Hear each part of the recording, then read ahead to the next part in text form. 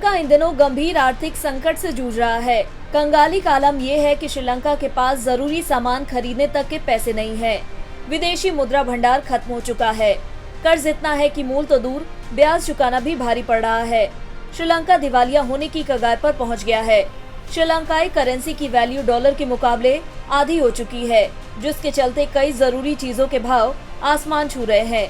Diesel, petrol और gas खरीदने के लिए लंबी कतारें लग रही हैं। हालात इतने बदतर हो चुके हैं कि एक कप चाय के लिए लोगों को 100 रुपए देने पड़ रहे हैं।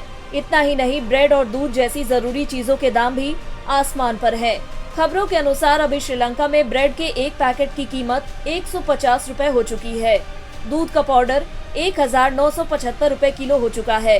चीनी की कीमत 290 रुपए किलो, तो चावल की कीमत 500 रुपए किलो हो चुकी है। वहीं एलपीजी सिलेंडर का दाम 4119 रुपए है।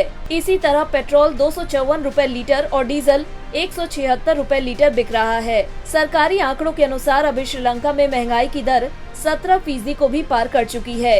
यह पूरे दक्षिण एशिया के किसी भी देश में महंगाई का सबसे भयानक स्तर है। इसके चलते श्रीलंका के सामने आजादी के बाद का सबसे गंभीर संकट उत्पन्न हो गया है।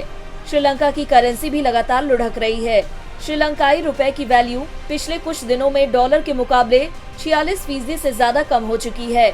उसका अंदाजा इस बात से लगा सकते हैं कि $1 के मुकाबले ये 201 रुपए से भी टूटकर 318 श्रीलंकाई रुपए पर आ चुकी है।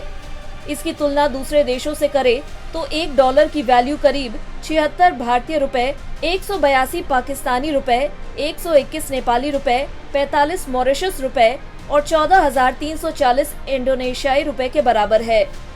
श्रीलंका की ऐसी नौबत पर्यटन में गिरावट की वजह से आई है। कोरोना काल में पर्यटक नहीं आए तो देश में विदेशी मुद्रा का अकाल पड़ गया। इससे आयात ठप हो गया। श्रीलंका का विदेशी मुद्रा भंडार समाप्त होने की कगार पर है। जुलाई 2021 में श्रीलंका का विदेशी मुद्रा भंडार $2.8 बिलियन रह गया था। पिछले साल नवंबर तक ये और गिरकर $1.58 बिलियन के स्तर पर आ गया। अभी श्रीलंका पर $51 अरब के कर्ज का बोझ है। अकेले चीन का ही श्रीलंका के ऊपर $5 बिलियन से ज्यादा का कर्ज है।